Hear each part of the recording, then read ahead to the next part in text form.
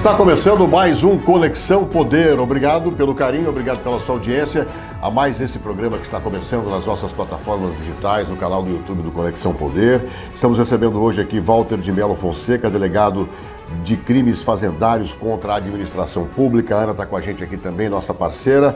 Seja muito bem-vindo aqui, delegado. Bom dia, boa tarde, boa noite. Então, senhora, que você vai estar assistindo a gente. Olá, seja muito bem-vindo, delegado. Assuntos que são tão importantes para a economia do nosso estado, mas para todo cidadão que, de certa forma, é impactado por esses crimes que acontecem contra a administração pública, a questão da sonegação fiscal. Seja muito bem-vinda. Muito obrigado pelo convite, né? A satisfação está aqui, né? Sábado aí vocês, seus telespectadores, né? A gente não sabe qual que é o horário aí que a pessoa vai estar assistindo, né? Mas cumprimento a todos, desejando que tenham um ótimo dia. Bom, esses crimes, podemos chamar de tributários, né? Essas sonegação de impostos, ao contrário do que as pessoas imaginam, ela influencia todo mundo. Se uma empresa grande comete um crime, ela vai influenciar a pessoa lá na ponta ou não? Influencia totalmente, né? Em verdade, a regularidade fiscal é um instrumento pelo qual o Estado capta recursos, né, que vão ser revertidos para a sociedade como um todo, seja em escola, na parte de saúde, segurança pública. Então, a regularidade fiscal é importante. Então, muitas vezes, quando a pessoa só nega, ela deixa de prover o erário com os recursos que ele, vamos dizer, vão inclusive manter uma regularidade social em vários aspectos, né? Então, vamos dizer, um sonegador, ele afeta toda a sociedade. E é interessante porque trata-se muitas vezes a sonegação como se fosse um crime banal, mas na verdade não é, né? Então, quando você vê ali que hospitais estão com problemas estruturais, escolas estão com deficiências físicas, estradas estão ruins, né? Ruas ruins, muitas vezes o sonegador ele contribui para esse estado de coisas, né?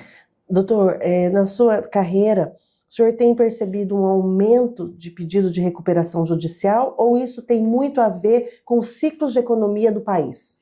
Então, a recuperação judicial, a gente tem observado um aumento assim, significante do número de empresas que estão entrando com pedidos de recuperação judicial e aquelas que estão tendo esses pedidos deferidos, né?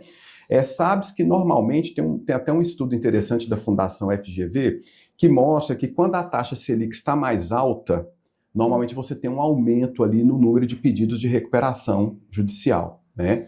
E isso tem muito a ver com a questão econômica. Se a economia vai mal, assim, significa que você vai ter um número maior de recuperações. Agora, o problema que a gente tem visto, né, é que muitas empresas que, ao nosso entender, não têm ali os requisitos para recuperação judicial, estão tentando utilizar esse instrumento, que é um instrumento legal, né, e adequado, para uma estratégia de negócio, para protelar pagamentos, muitas vezes para deixar de pagar os credores, né?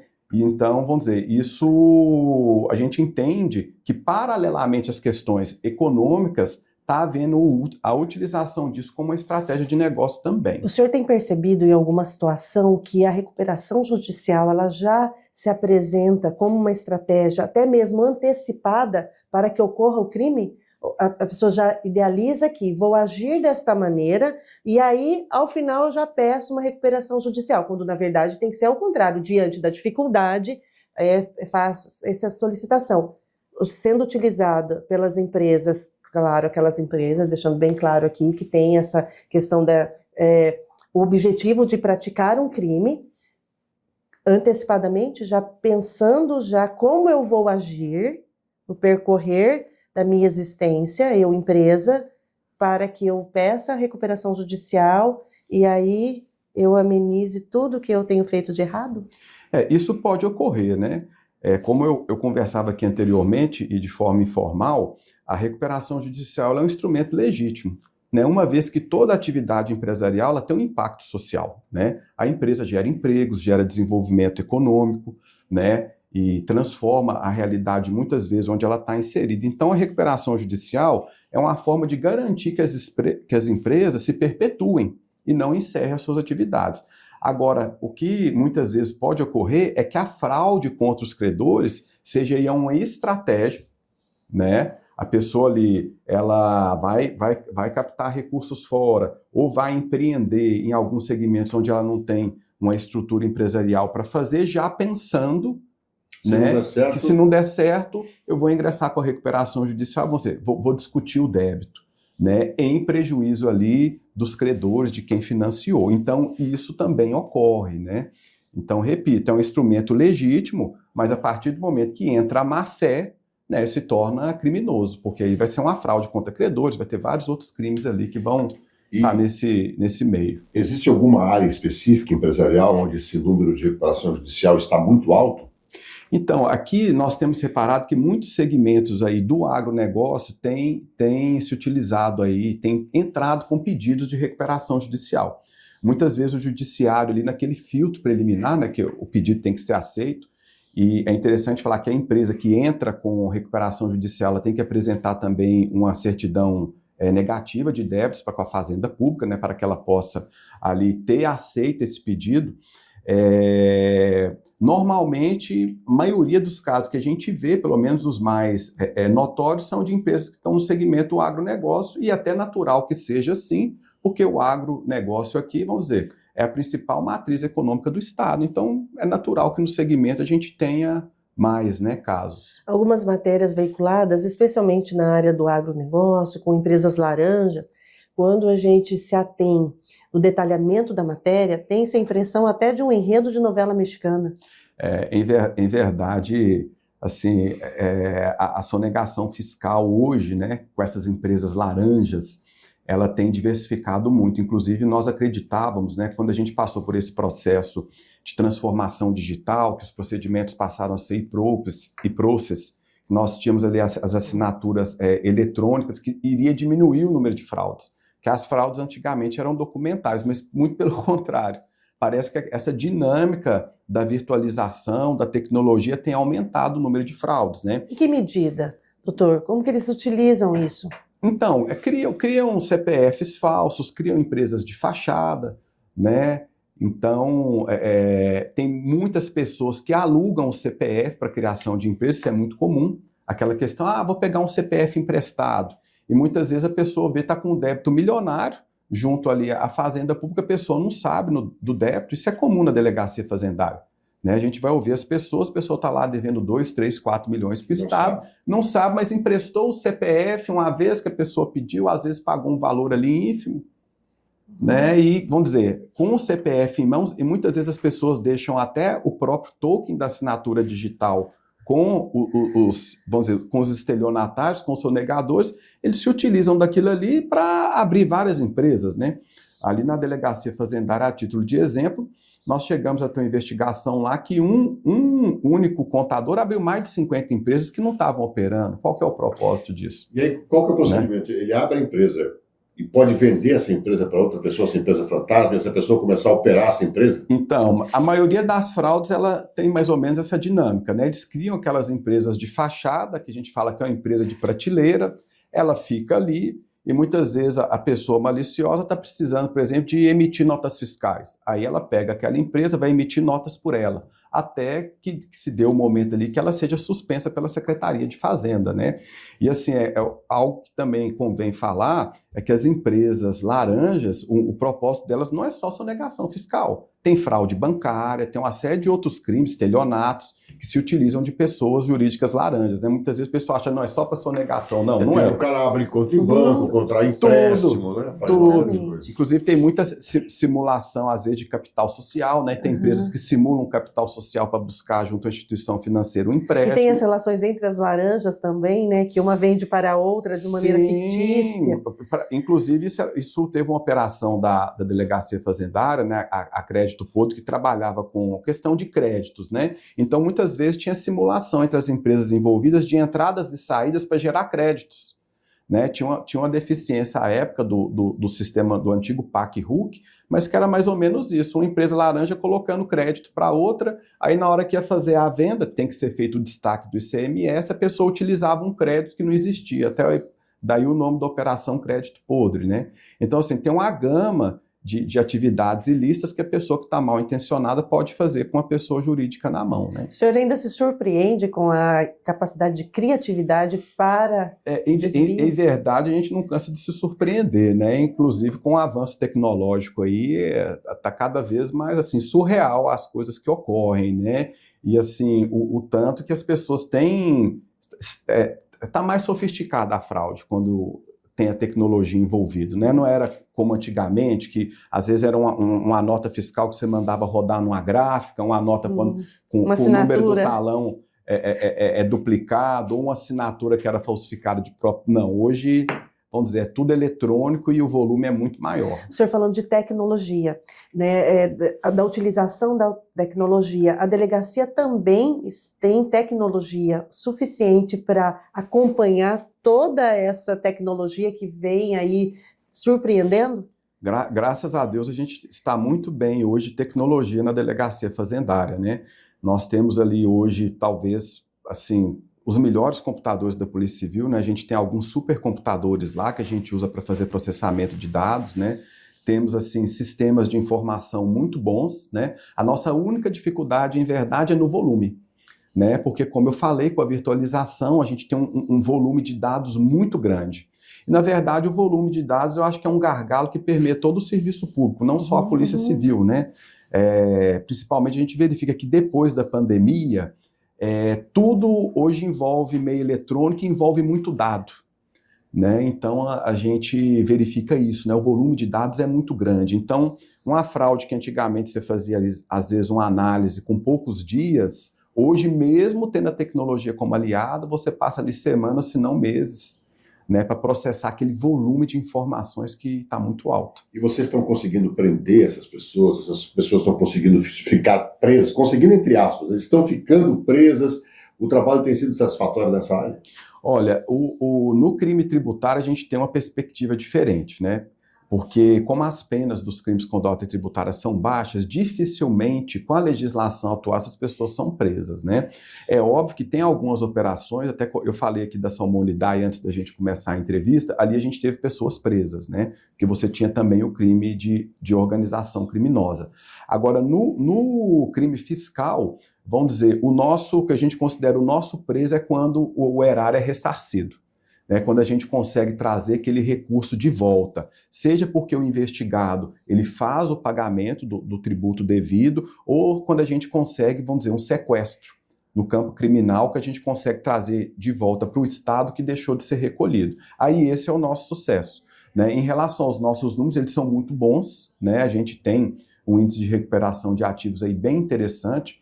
Inclusive, a delegacia fazendária hoje a gente tem uma vertente de operação que é a dívida reativa, né, onde a gente trabalha ali com aqueles devedores que têm praticado crimes contra a ordem tributária e estão com certidões de dívida ativa na Procuradoria-Geral do Estado. Então, assim, quando a gente consegue esse recurso de volta, é como se a gente estivesse prendendo alguém, né? Então, a gente tem noção, vocês têm noção do volume de dinheiro que isso representa hoje, tanto de desvio como também de recuperados? Olha, de desvio é difícil a gente mensurar porque nem toda fraude é detectada, né? E até que você detecte uma fraude, talvez tenha um lapso temporal ali grande, né? Mas o último dado que a gente tem, assim, de recuperações de ativos da delegacia fazendária ali em conjunto com o CIRA, é aproximadamente ali algo em torno de 70 milhões de reais, né, do último ano. Mas o que ocorre? Muitas vezes esse valor ele não é totalmente pago à vista, porque muitas vezes a pessoa ela faz um refis, né? Então, vamos dizer, aquele crédito ele é recuperado, porque o crédito é um ativo, né? Mas não significa que aquilo ele foi pago à vista. Mas, assim, os nossos números, a gente pode falar algo em torno aí de 70 milhões aí por ano. E tem tamanho de empresa pequena, grande? Quem é que mais vai para essa linha? Em verdade, na sonegação fiscal, a gente repara que o problema maior está nas pequenas e médias empresas, né? Nas grandes empresas, sobretudo aquelas que têm algum tipo de relacionamento internacional, elas procuram manter, vamos dizer, a regularidade fiscal em dia, porque elas têm um segmento de compliance e para transações internacionais, se você está ali com aquela empresa sendo investigada por crime contra a ordem tributária, aquilo impede algumas tratativas. Então, a maior parte dos nossos problemas normalmente é com o pequeno e o médio, que muitas vezes quer usar da sonegação para alavancar o negócio, né? E as operações? Doutora, as operações, para que elas aconteçam, elas são antecipadas por muita investigação, e a gente tem visto operações frequentes, toda uma estruturação, e muitas vezes, depois a comunidade, né, a população, ela não tem conhecimento da finalização disso tudo. Como tem sido as operações aqui? Então, a Delegacia Fazendária, no ano passado, nós fizemos 11 operações, né, no ano de 2024. Esse ano a gente pretende ter mais ou menos essa média aí de umas 12, né? Já foram realizadas quantas esse ano? Esse ano nós fizemos até o momento uma operação só, Então, que foi alegado. Tem operação vindo por aí. Tem operação. Vou dar o spoiler. Vai dar nós o spoiler, temos operações, vindo por aí. temos operações vindo por aí. E normalmente, para se deflagrar uma operação, quando ela tem ali uma fraude estruturada, ali passa às vezes por meses de investigação antes que você chegue, né, no momento onde você tem ali indícios de autoria e materialidade suficientes para medidas judiciais, né, para cautelares, normalmente busca apreensão, suspensão de atividade, muitas vezes da empresa ou do próprio empresário, né, isso é comum, mas para fechar uma grande operação, né, eu tenho aqui 2 paradigmas recentes, muitas vezes do início da investigação até aquele fechamento total, pode ser que dure até 3 anos, né, de trabalho assim, ininterrupto. Né? Nós tivemos operações aí que para o fechamento, a Barril Vazio, que foi no segmento de combustível, e a Salmonidai, que foi no segmento de pescado, nós demoramos aí para fechar em torno de 3 anos. Fala assim, nossa, mas demorou. Mas é porque, como eu falei, o volume de dados é imenso, né? O inquérito, por exemplo, da Operação Barril Vazio, é um inquérito que ficou com 8.000 páginas de informações. Nossa. Então, assim, é muita coisa. E tem que ser tratado, né? Quando você lida com o sistema de justiça, não tem margem para você ter erros e nem deixar coisas relevantes de lado.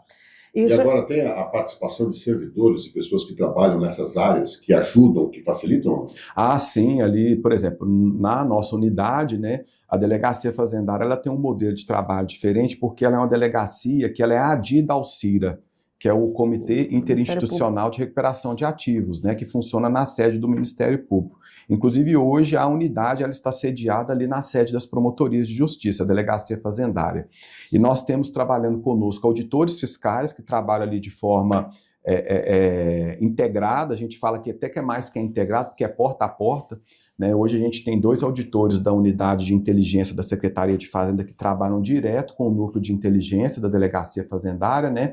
Nós temos toda a assessoria do comitê do CIRA que trabalha conosco, porque a ordem tributária ela tem uma característica que é o seguinte, o objeto nosso é o tributo, é o crédito tributário. Então, muitas vezes o que está sendo tratado ali na investigação é o mesmo que é tratado na Secretaria de Fazenda no âmbito do processo administrativo tributário, é o mesmo que está no Ministério Público, seja no procedimento de recuperação de ativos do CIR ou na ação penal, e também na Procuradoria-Geral do Estado, quando da execução fiscal. Então, o nosso trabalho, o objeto dele é o mesmo, né? Então, por isso que a gente trabalha assim, nesse sistema porta a porta, porque é necessário, porque muitas vezes uma informação que está no inquérito, ela serve para a Secretaria de Fazenda, serve para a Procuradoria-Geral do Estado. Transversal, né? Ela Sim, é transversal. O nosso trabalho tem essa linha. E, doutor, quando é feita uma operação num determinado segmento, é perceptível que, na sequência, essa operação ela também tem a função de inibir aqueles outros empresários que estavam atuando nessa mesma medida. Quando visualizam uma operação no segmento dele, isso dá um medo e fala, não, peraí, estão de olho no meu segmento aí, eu tenho que dar uma recuada. Essa pergunta sua é muito interessante, é o que a gente chama de efeito pedagógico. As nossas operações, elas têm um efeito pedagógico no segmento, né? Tem até um exemplo que a gente gosta muito de utilizar, que é da Operação Ultimatum, que nós fizemos em novembro de 2021.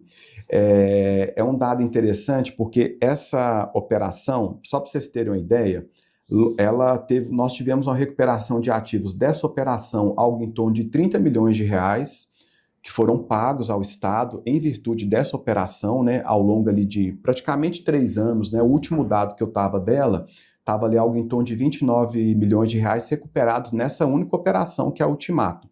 E nós tivemos um incremento de receita no segmento, que foi um segmento de 130 empresários do agronegócio na região do Médio Norte, de mais de 300% de aumento de arrecadação.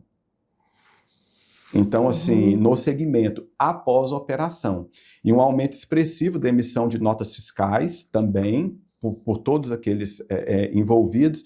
Então, quando a gente faz essas operações, ela tem um efeito de trazer o segmento para a regularidade.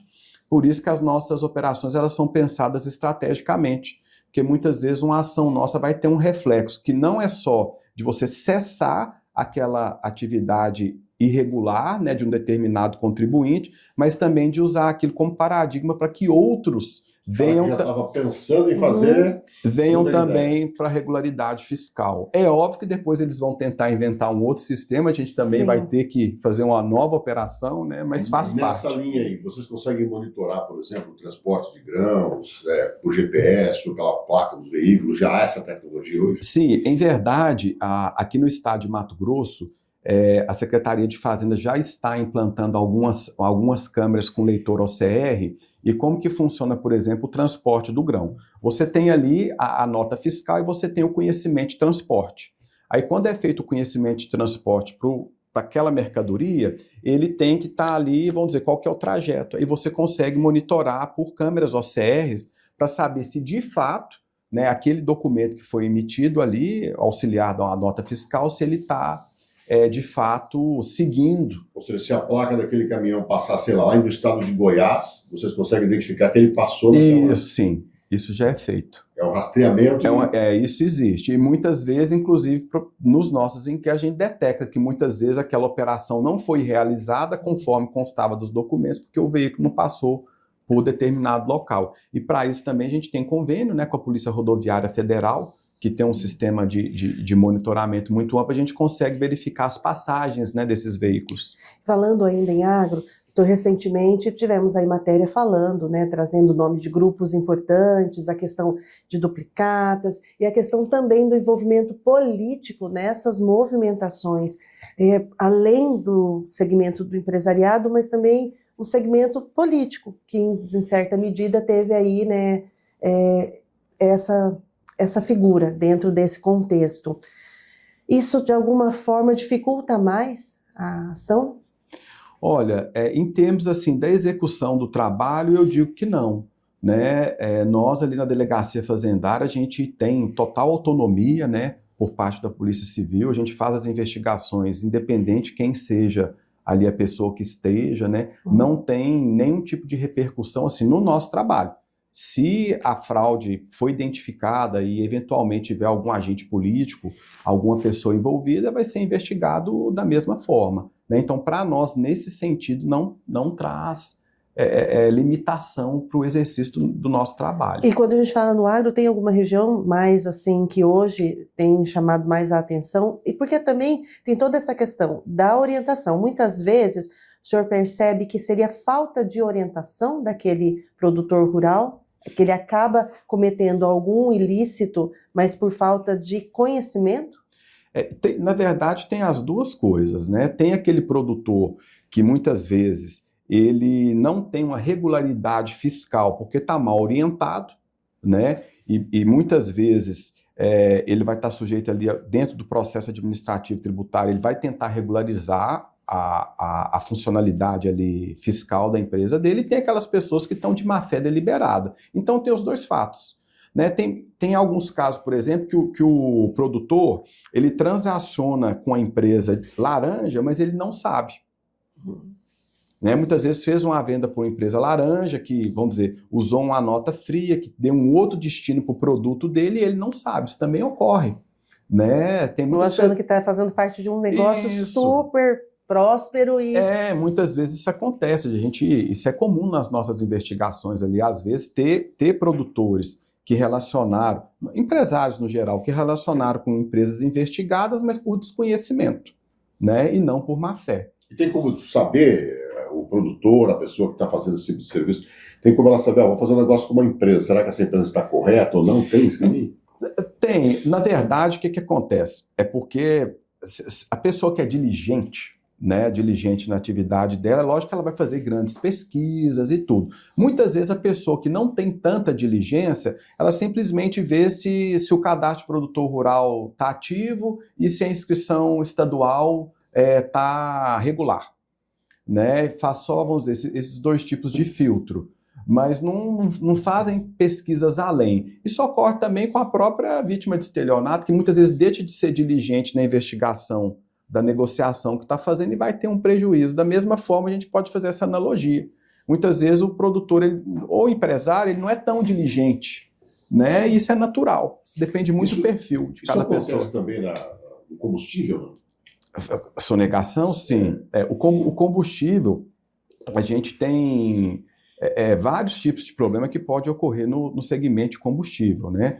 Até da utilização dos postos para emissão de notas fiscais, né, devido a... Todo mundo fala que posto de combustível tem estoque de nota fiscal. Isso é devido à forma que é feita a tributação no segmento, que é monofásico, e nem todo mundo pega a nota fiscal no posto.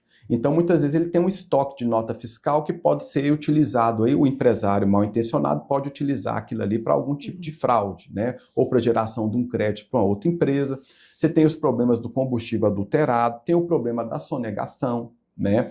E é interessante que a sonegação no segmento de combustível, normalmente, ela tem uma característica interestadual, né? Até nós tivemos uma investigação grande aqui no estado, a Barril Vazio, no segmento de combustível, né? Onde foi investigada uma formuladora de combustível que está sediada aqui no estado, tinha vários problemas, né? E o combustível, ele é um dos segmentos mais importantes para o Estado, né? Porque a arrecadação é um dos pilares da arrecadação do Estado, é o segmento de combustível. Então é natural que você tenha problemas também. Agora, você falou um negócio aí que chamou a atenção. O consumidor pedir a nota é fundamental. Importantíssimo pedir a nota fiscal. Em verdade, a nota fiscal, ela é uma garantia que não é só para o Estado, né, que vai ter ali o tributo de fato recolhido. É uma garantia para o consumidor até da origem do produto que ele está comprando, né? Então, assim, aproveitar o momento aqui e pedir, né, aos telespectadores aí, quem está nos vendo, que peçam nota fiscal sempre que possível. Inclusive, existe atualmente um esforço muito grande da Secretaria de Fazenda para que nos postos de combustível, as maquininhas de cartão, elas já façam ali o cadastro do CPF, já sai o cupom fiscal na maquininha de cartão. Acho que vocês já devem ter ido a alguns postos onde o frentista perguntou, quer que coloque o CPF? Sim, né? gera Então é sempre automaticamente. importante, né? Muitas vezes a pessoa fica, não vou colocar meu CPF na nota. É importante que coloque, tem o programa Nota MT, né, que tem premiações, inclusive, mas mais do que isso, é uma garantia para o consumidor que aquele produto tem uma origem, que aquela empresa tem regularidade fiscal. Então, nesse aspecto aí, vamos dizer, só tem coisas positivas. Pedir a nota pode evitar uma fraude. Sim, com certeza. E teve uma época que o governo, né, investiu muito em propaganda, em publicidade, incentivando a população a pedir a nota fiscal. E agora, de um tempo para cá, a gente vê a questão da premiação no sentido de incentivar por meio de um prêmio para fazer com que as pessoas tenham essa consciência e exerçam, né, esse direito, peçam isso. Então é importante isso que o senhor, essa vertente que o senhor trouxe. No programa Nota MT, inclusive, tem o desconto do IPVA, né? A gente está no momento aí de pagamento IPVA, a pessoa que tem ali pontos no Nota MT pode converter o pontos em desconto no IPVA, né? Então já é um atrativo também. Já teve algum caso assim que o pedir a nota ajudou na investigação? Sim, com certeza. Muitas vezes você tem investigações ali, quando a empresa ela tem uma irregularidade de estoque, né? Então, é feito ali a auditoria do estoque pela Secretaria de Fazenda, você precisa identificar ali a saída de algumas mercadorias e muitas vezes o consumidor, às vezes, vai ter uma nota ali que vai nos ajudar a fazer esse cotejamento de informações. Então, é importante, sim. Então, quanto mais pedir, melhor. Com certeza. E, em verdade, a empresa, dependendo do segmento, o contribuinte lá, o consumidor que está indo e está pedindo nota fiscal, isso aí, vamos dizer, vai fazer com que ela cada vez mais tenha uma regularidade fiscal em dia. né? Porque se todo consumidor pedir a nota fiscal, não vai ter espaço para fraude. Tem um movimento, inclusive, no Brasil, onde as pessoas incentivam a que todos peçam a nota nos postos de combustíveis. Sim, importantíssimo. Para acabar, inclusive, com o que a gente chama, popularmente falando, de cartel de combustível. Perfeito, isso é importantíssimo. Porque a partir do momento que você tem a nota, né, que o contribuinte coloca ali o CPF, vamos dizer, você vai poder ver toda a regularidade daquela cadeia de distribuição daquele combustível. Né? Como que ele entrou, de onde que ele veio, né? Então, assim, é importantíssimo isso aí. Então, né, a comunidade, todo mundo pode ajudar. E, doutor, em relação a divórcios para garantir bens adquiridos a partir de uma empresa fraudulenta, ainda existe muito disso? O empresário, ele vai adquirir, né, muitos bens, e aí, para garantir, ele divorcia e deixa todos esses bens, fazendas, em nome da...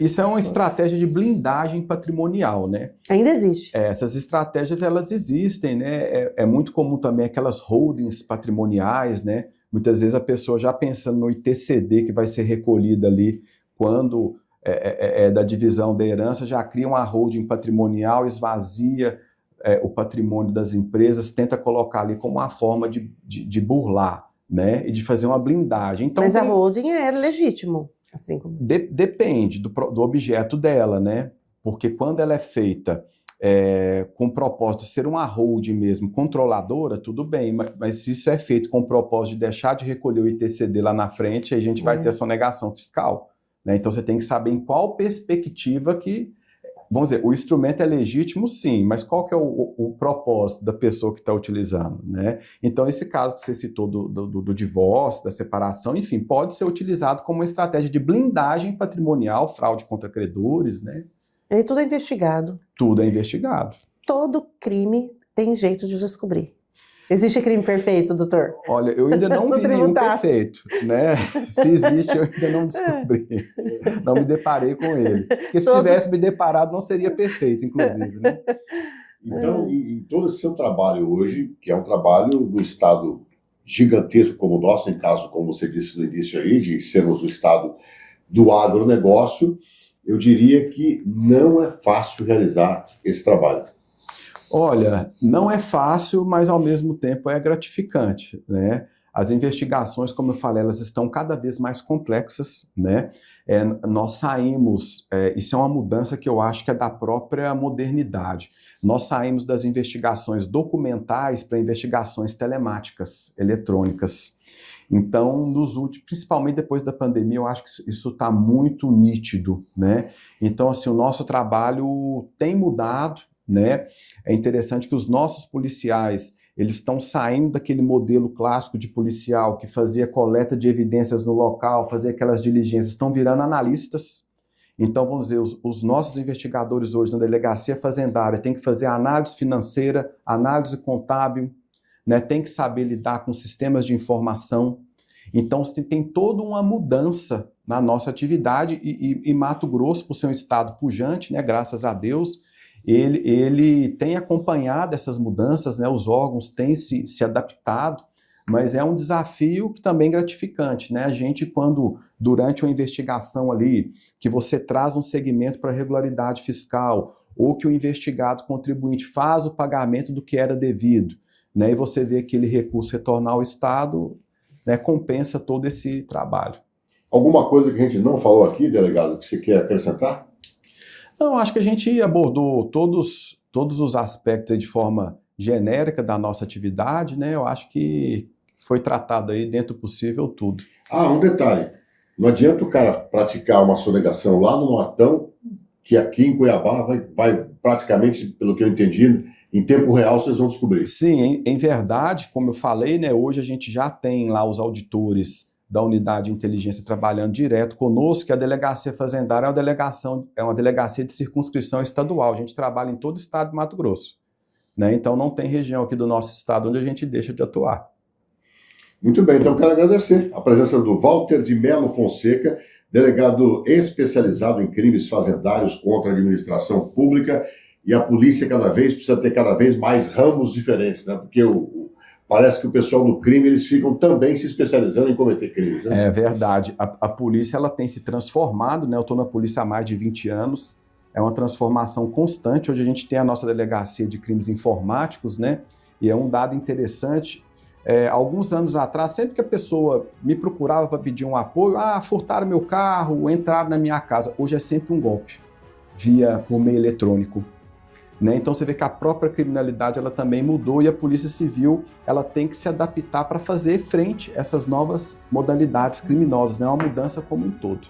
Obrigado, delegado, pela presença aqui. E nós vamos ficar de olho aí nas operações, como o senhor já deu spoiler aqui, virão, né, operações e tendo muita atenção com essa questão de recuperação judicial, que é algo que requer muita atenção. Muito obrigada, seja sempre muito bem-vindo aqui.